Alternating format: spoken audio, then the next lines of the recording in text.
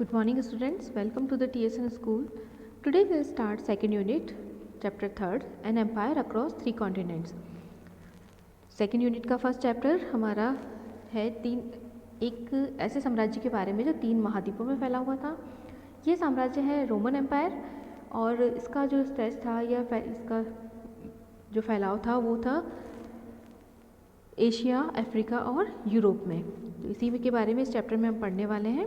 Start करते हैं। The Roman Empire covered a vast stretch of territory that included most of Europe as we know it today and a large part of the Fertile Crescent and North Africa. In this chapter, we shall look at the way this empire was organized, the political forces that shaped its destiny, and the social groups into which people were divided. You will see that the empire embraced a wealth of local culture and languages, that women had a strong legal position than they do in many countries today, but also that much of the economy was run on slave labor, denying freedom of substantial numbers of people. From the 5th century on, the empire fell apart in the vast but remained intact, the exceptionally prosperous in its eastern half. The Caliphate, which you will read about in the next chapter, built on this prosperity and inherited its urban and religious traditions. तो जो Roman empire था उसका जो फैलाव था वो बहुत ही विस्तृत था, बहुत ज़्यादा मात्रा में फैला हुआ था। बहुत से कॉन्टिनेंट्स को बहुत 3 जो कॉन्टिनेंट हैं उनके काफ़ी एरिया को इसने कवर कर रखा था। उसमें फर्टाइल क्रिसेंट के बारे में हमने लास्ट चैप्टर में पढ़ा था उसे, और जो नॉर्थ अफ्रीका है और इसके साथ ही यूरोप के जो आज का यूरोप और नॉर्थ अफ्रीका और एशिया का काफ़ी सारा पार्ट इसने कवर कर रखा था। इसी के साथ इस सब में हम देखेंगे कि इस चैप्टर में कौन कौन सी जो पॉलिटिकल फोर्सेस थी और जो लोग डिवाइड कितने ग्रुप्स में डिवाइड हो रखे थे, पॉलिटिकल फोर्सेस जिन्होंने इसकी जो साम्राज्य था उसको एक शेप दिया, उसके भाग्य को, डेस्टिनी को उसने तय किया करने वाली जो ताकतें हैं उनके बारे में हम पढ़ेंगे। साथ ही हम देखेंगे कि इसका जो लोकल कल्चर है वो भी काफ़ी अच्छा था, बहुत स्ट्रॉन्ग था। साथ ही इसमें बहुत सी लैंग्वेजेस भी बोली जाती थी, भाषाओं के बारे में पढ़ेंगे हम। यहाँ की सामाजिक व्यवस्था में स्लेव लेबर यानी दास प्रथा भी देखने को मिलती है, और जो वीमेन थी उस समय की उनको जो लीगल अथॉरिटी थी या जो अधिकार उन्हें मिले हुए थे वो आज के बहुत से देशों में आज के मुकाबले बहुत ज़्यादा थे उनके पास। इसी के साथ जो यहाँ की इकोनॉमी थी उसके बारे में देखेंगे, और नेक्स्ट जो चैप्टर है जिसमें खिलाफत आंदोलन के बारे में, उसकी नींव या फिर कह सकते हैं कि उसकी शुरुआत यहीं से हुई थी, और इसके जो इनहेरिटेड है अर्बन और रिलीजियस जो ट्रेडिशन है उसके बारे में भी हम इस चैप्टर में पढ़ेंगे। तो इसकी जानने के जो मेन सोर्सेज हैं सबसे पहले उनके बारे में देखते हैं। Roman historians have a rich collection of sources to go on, which we can broadly divide it into 3 groups: texts, documents, and material remains. Textual sources included histories of the period written by contemporaries. These were usually called annals because the narratives was constructed on a year-by-year basis: letters, speeches, sermons, laws, and so on. Documentary sources included mainly inscriptions and papyri. Inscriptions were usually cut on stone, so a large number survived in both Greek and Latin. The papyrus was a reed-like plant that grew along the banks of the Nile in Egypt and was processed to produce a written material that was very widely used in everyday life. Thousands of contracts, accounts, letters, and official documents survived on papyrus and have been published by scholars who are called papyrologists. Materials remains included a very wide assortment of item that mainly archaeologists discover, for example through excavation and field survey, for example buildings, monuments and other kind of structures, pottery, coins, mosaic, even entire landscape, for example thousands of use of aerial photography. Each of these sources can only tell us just so many about the past, and combining them can be a fruitful exercise, but how well this is done depends on the historian's skill. जो sources हमें मिले हैं उनमें तीन broadly उनको तीन part में divide किया जा सकता है. सबसे पहले text, second documents and third material remains. जो टेक्सुअल सोर्सेज हैं उनमें वे रिटर्न सोर्स हैं जिनमें लेटर्स, सर्मन, स्पीचेस, लॉ और दूसरे जो कॉन्ट्रैक्ट्स वगैरह होते थे या फिर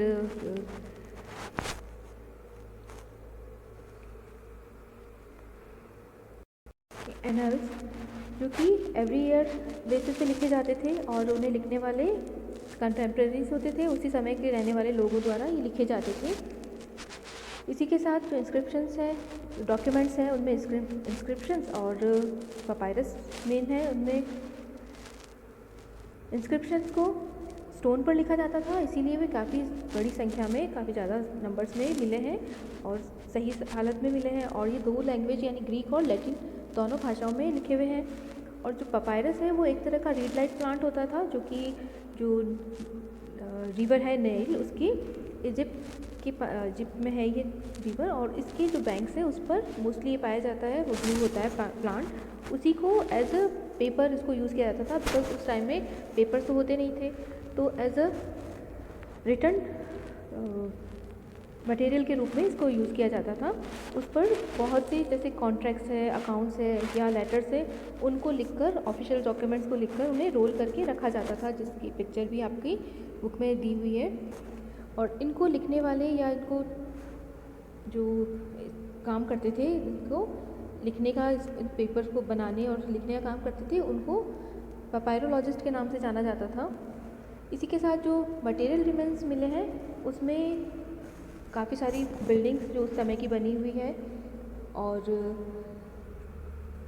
कॉइन्स, मोज़ेक या जो लैंडस्केप है या फिर दूसरे जो भी इस तरह के पोइट्रीज है या वो बर्तन जो उस समय के थे वो मिले हैं. इसके बारे में जो सोर्सेज हैं ये हमें रोमन एम्पायर के बारे में काफ़ी अच्छी मात्रा में जो नॉलेज है उसके देने के लिए काफ़ी सारे सोर्सेज हमारे पास में हैं इनके रूप में. इन सभी को अगर एक साथ मिलाकर देखा जाए तो एक बहुत ही फ्रूटफुल एक्सरसाइज होगी, बहुत ही अत्यंत उपयोगी हो सकता है हमारे लिए. और साथ ही ये डिपेंड करता है जो हिस्टोरियंस हैं, जो इतिहासकार हैं, उनकी स्किल पे डिपेंड करता है कि वो कितने अच्छे से उनको सबको मिलाकर और एक अच्छा सा रिजल्ट हमारे सामने रखते हैं. ये उनकी स्किल पर डिपेंड करता है.